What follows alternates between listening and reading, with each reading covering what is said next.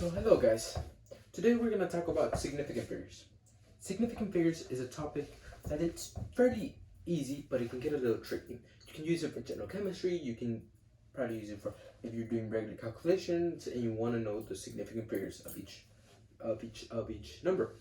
So for me, I like to separate significant figures into 4 different rules, which are pretty simple. The first one is all non-zero numbers are always significant. What are non-zero numbers? Non-zero numbers are numbers from 1 to 9. They're always significant no matter what the number looks like. They're always significant no matter what place they are. They're always significant. Leading zeros are never significant. What are leading zeros? Leading zeros are zeros to the left of the real number. They are never significant. Captive zeros are always significant. Captive zeros, think about it like a sandwich. Captive zeros are in the middle of two non-zero numbers, like these ones right here. Okay. Trading zeros. This one can be a little bit tricky. This one probably confuses most students, because trading zeros are significant only if a decimal is present. What are trading zeros? Trading zeros are zeros to the left of the real number, like this ones. Okay? To the left, to the right of the real number. Yes, trading zeros are to the right of the real number, like this ones. Okay? Okay. So let's begin to practice. Let's begin with leading zeros. Okay, it's pretty easy to identify them. Okay? Leading zeros. Okay, we have 2 zeros right here. They are leading because they're to the left. Okay, so we're not going to count them. And we have 2 real numbers right there. Non-zero numbers are always significant. So real numbers and non-zero numbers, I'm going to use them interchangeably, but they're the same. They're the same. Non-zero numbers are real numbers. Okay. Right here we have 4 leading zeros. They're not, because they're to the left. So we're not going to count them. We're not even going to see them. We're not going to count them. Okay. And right here we have a real number. We're going to count them. And right here we have a trading zero because it's to the right of the number. And trading zeros, what are the rules? Trading zeros are significant only if the decimal is present. And we have a decimal right here, so we're going to count them. We're going to count it, so it's 2. What about this one? Right here we have most of the number are zeros. And there are leading zeros because they're to the left of the real number. So we're not going to count them. So we only count the real number, which is 1. This one, okay? Similar to this one. We have 2 leading zeros. They're to the left. We're not going to count them. We never count them. And we have a significant number or a real number, which we're always going to count. And we have a trading zero, which is to the right of the real number. And we do have a decimal, so we're going to count it. So it's going to be 2. Okay, what about this one? Right here. Well, this one. Right here we have 1 leading zero and 1 non-zero number. So we're only going to count the non-zero number. This one. This one we have a leading zero. We're not going to see it. We have a real number. We know we're going to count it. And we have a trading zero, which is to the right.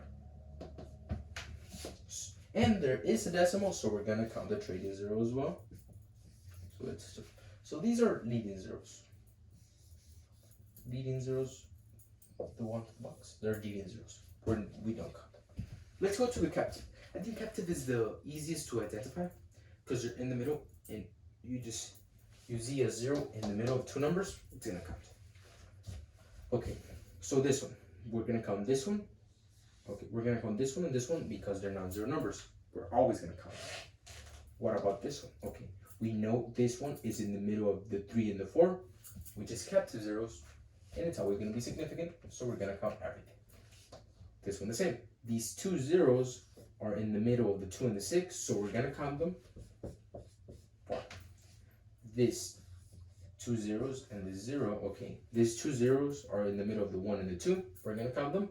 The 0 is in the middle of the 2 and the 5, we're going to count them, so we're going to count everything. 6, okay. So for it to be a captive zero, the 0 has to have a real number to the left and a real number to the right. Okay? right here has these two zeros have a real number to the left and a real number to the right. So we're gonna count them. And remember, real numbers are always significant. What about this one? This one, captive zero right here, captive zero right here, and two captive zeros right here, because they're in the middle of two real numbers. So we're gonna count everything. So it's 1, 2, 3, 4, 5, 6, 7, 8. Yes, okay. Trading zeros. Now trading zeros. For me, trading zeros can be the trickiest ones of the three. They're the trickiest ones. But if you once you get them, you get them. They stick with you. Right here. Trading zeros are to the right, okay? We know the real number 1, we're always gonna count it. So it's a non-zero number. We're always gonna count them. So we count. These zeros are to the right, they're trading zeros, and there's no decimal, so we don't count them. So we're only gonna count the non-zero number 1. Similar to this one. There's two trading zeros, but there's no decimal, so we're only gonna count the non-zero number. Similar to this one. Again, there's only one non-zero number, and there's only one trading zero, but there's no decimal, so we're only gonna count. So the number 1,000, the number 100, and the number 10, they all have one significant figure because they don't have a decimal. So believe it or not, so because we can get confused. I know these can confuse you. How is the 1,000? How is the number 1,000 have the same significant figures as the number 10? Because there's no decimal in the trading zeros because of the rules. So remember that. Okay, right here we see two non-zero numbers. We're gonna count. Okay, we see one captive zero because it's in the middle of the two. We're gonna count it, and we see a zero right there. It's a trading zero because it's to the right, and there is a decimal, so we're gonna count it. So it's gonna be 4. Right here, we see a non-zero number. We're gonna count it immediately, automatically. And we see 3 trading zeros because they're to the right. And there is a decimal. So we're going to count those trading zeros that are to the right. So it's going to be 4. What about this one? This one has one real number. We're going to count it. It has 2 zeros, 2 trading zeros, but there's no decimal. So we can't count them. We cannot count them. So there's no decimal. So it's only going to be 1. It's only going to be 1. Right here, there's one real number. We're always gonna count it. Always gonna count it. And there's 2 trading zeros. Okay, we have to see. There's a decimal. There is in fact a decimal. So we're gonna count those trading zeros, which is going to be 3. Okay. So take a peek. Take a look.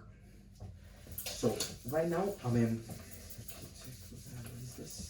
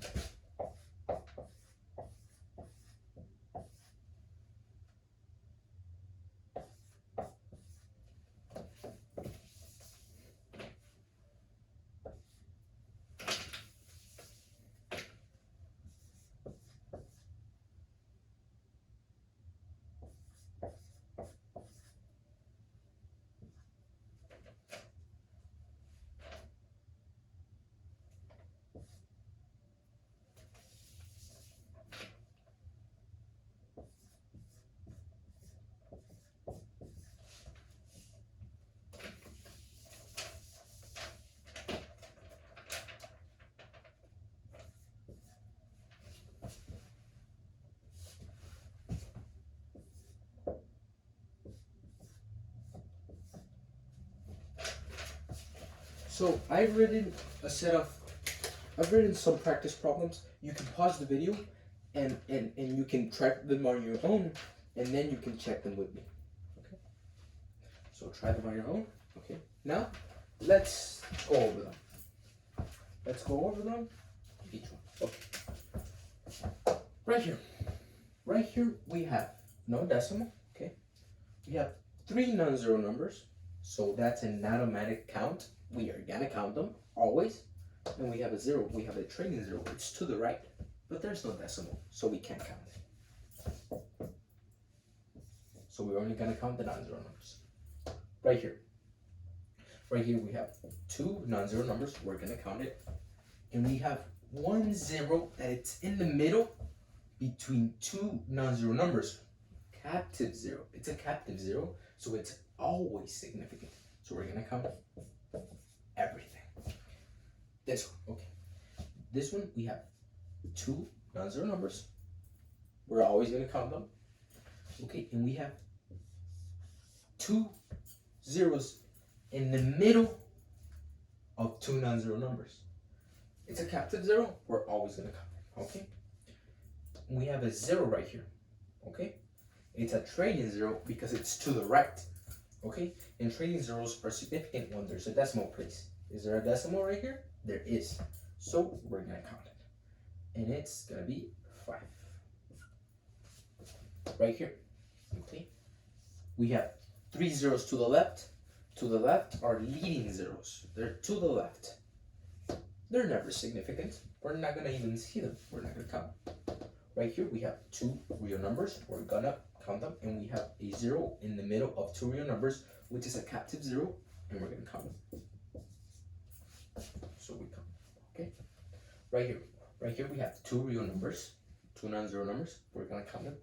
Right here we have a 0 in the middle of 2 real numbers. It's gonna count. Right here we have 2 trailing zeros, and trailing zeros are significant when there's a decimal, and there is a decimal, so we're gonna count. So this one's gonna be 5. Remember, this one's count because it's a captive 0. These ones count because it's a trailing 0 and there's a decimal. What about this one?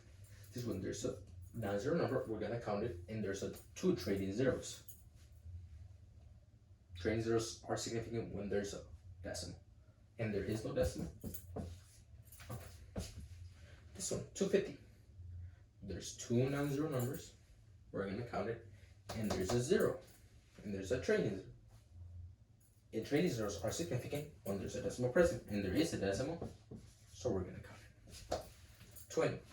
It has a non-zero number, and it has a trailing 0. The non-zero number, we're gonna count it. The trailing 0, we're not gonna count it because there's no decimal. So it's only 1. Right here, we have a leading 0. It's to the left. We don't even look at it. Leading zeros, we don't even look at them. We don't, because they're never gonna be significant. Right here, there's a captive 0 that's in the middle of the 1 and the 1. We're gonna count it, okay? And right here, it's a trailing 0. It's to the right. So we're gonna take a look if there's a decimal. And in fact, there is a decimal, so we're gonna count it. 4. So right there, those are the answers. You can take a look at that. If this video was helpful, don't mind and leave a like, leave a comment on what topics do you want to cover,